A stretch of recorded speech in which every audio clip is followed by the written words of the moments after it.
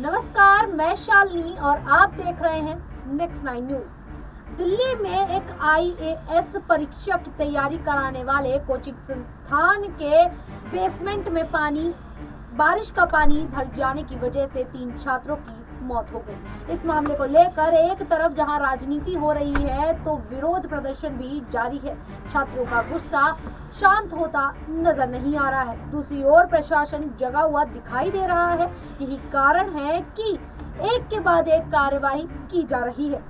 दिल्ली नगर निगम की टीम ने मुखर्जी नगर में दृष्टि आईएएस कोचिंग सेंटर के खिलाफ बड़ी कार्रवाई की थी, जिसके बाद दृष्टि आईएएस कोचिंग सेंटर को सील कर दिया गया था। अब कोचिंग के संस्थापक विकास दिव्या कीर्ति ने 10 बिंदुओं में अपनी बात रखी है। दृष्टि आईएएस ने अपने द्वारा जारी किए गए प्रेस नोट में लिखा कि हमें हादसे पर खेद है, हमें अपना पक्ष रखने में देरी हुई। उन्होंने आगे कहा कि हम नहीं चाहते थे कि अधूरी जानकारी के आधार पर कुछ भी कहा जाए। इस देरी के लिए हमें क्षमा प्रार्थी है।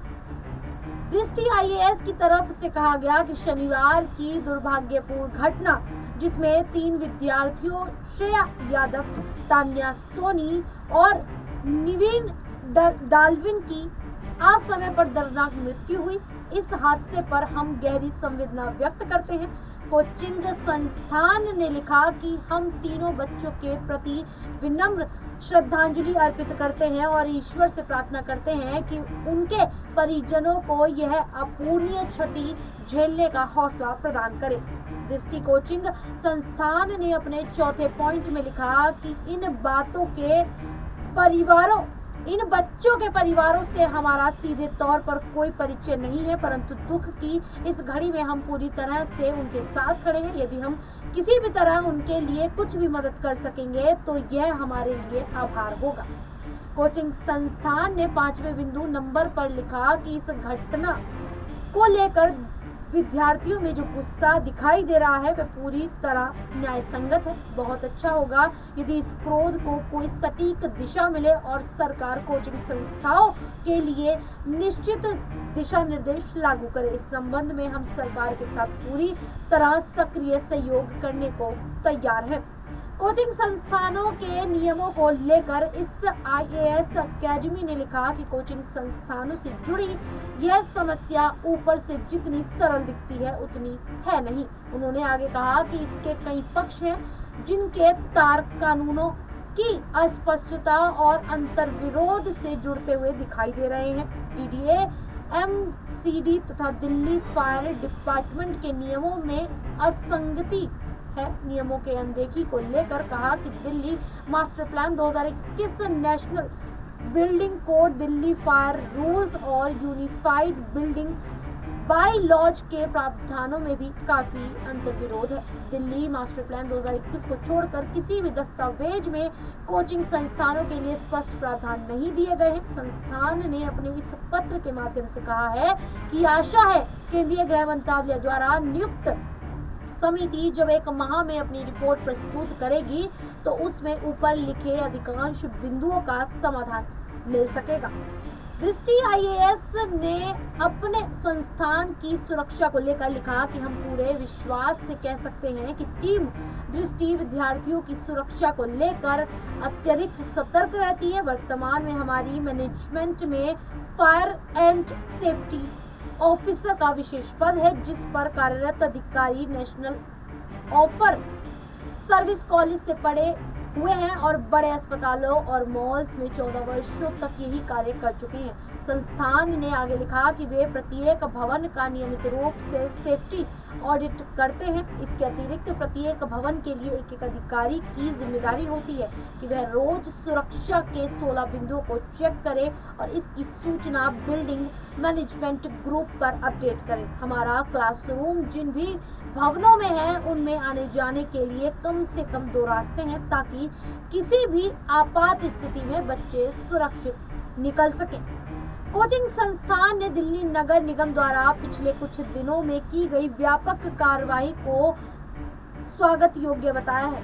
ओल्ड राजेंद्र नगर में हुए हादसे के बाद दृष्टि IAS ने समस्या का समाधान देते हुए कहा कि इस समस्या का स्थायी समाधान यह है कि सरकार दिल्ली में 3-4 क्षेत्रों को चुनकर उन्हें कोचिंग संस्थानों के लिए नियत करे।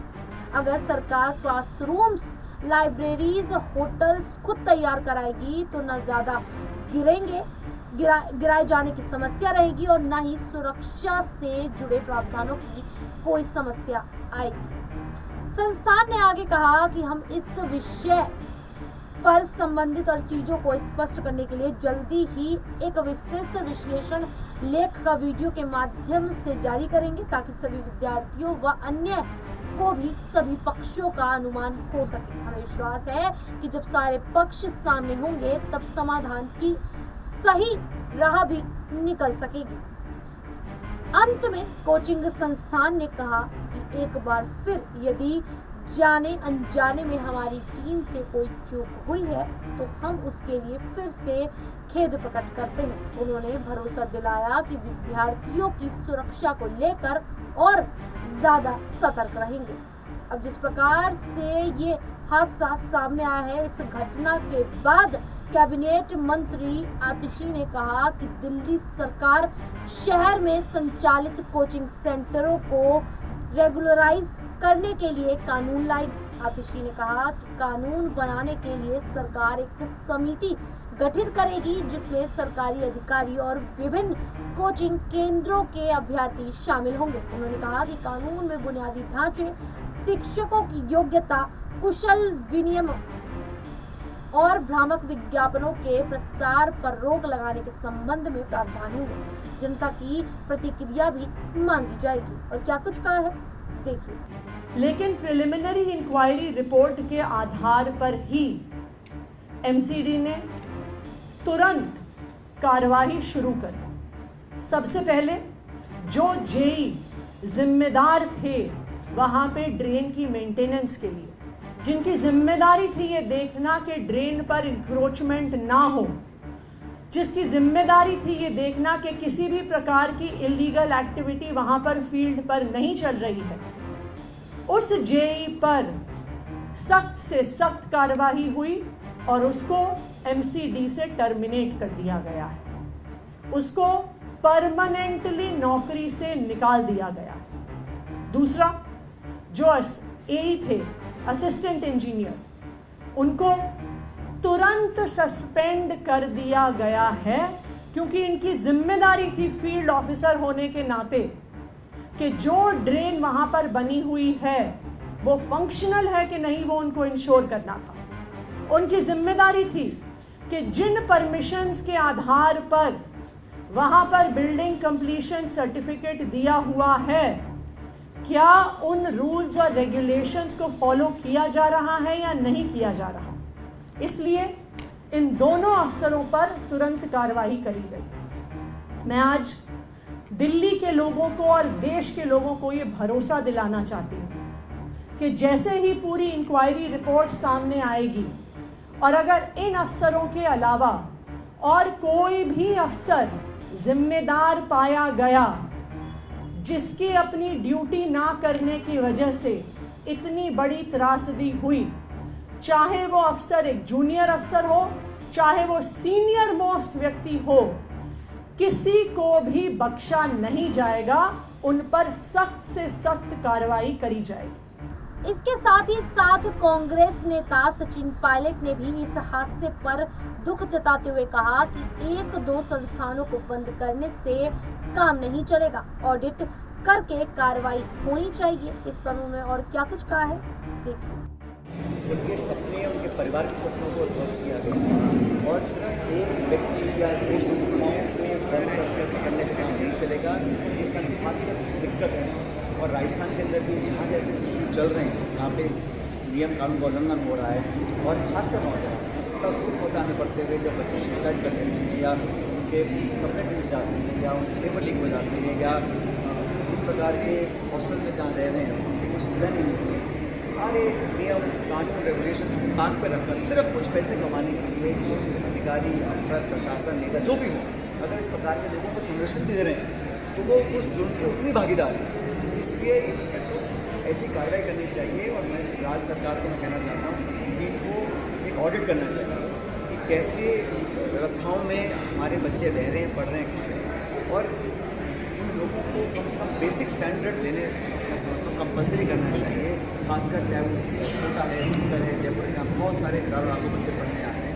उससे पहले इस प्रकार की और घटनाएँ हों, हमें इससे सीख लेकर जिन लोगों को जो दोषी पाए जाए उनको दंडित करना चाहिए, और भविष्य में इसकी परिवर्तन ना हो, इसको पीट ना हो, इस प्रकार से अब जिस प्रकार से इस कोचिंग हादसे को लेकर सभी पार्टियां अपना अपना बयान प्रकट करती हुई नजर आ रही है, राजनीति भी जारी है। अब इस पूरे मुद्दे को लेकर आप लोगों की क्या राय है, हमें कमेंट करके जरूर बताइएगा। इसी प्रकार की देश दुनिया से जुड़ी खबरों के लिए देखते रहिए नेक्स्ट 9 न्यूज।